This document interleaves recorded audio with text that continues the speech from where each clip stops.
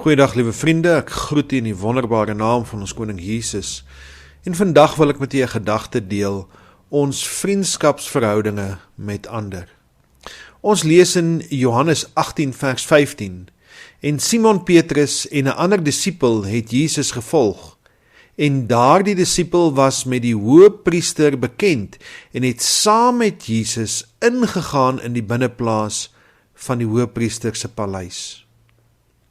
Ons verbintenisse is belangrik, want dit bring ons in kringe waar ons invloed uitoefen en waar invloed op ons uitgeoefen word. So is dit dat die vriendskap van die wêreld vyandskap met God beteken. Jakobus skryf dit vir ons in Jakobus 4 vers 4, hy sê, weet julle nie dat die vriendskap van die wêreld vyandskap teen God is nie? Wie dan 'n vriend van die wêreld wil wees, word 'n vyand van God.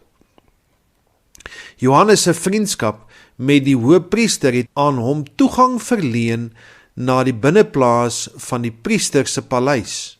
Daar het hy sy voorreg gebruik om vir Petrus daarin te kry.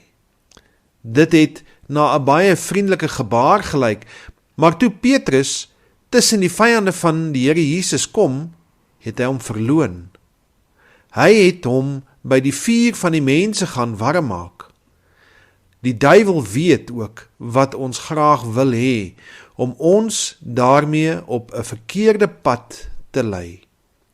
Psalm 1 leer ons om verkeerde geselskap te vermy.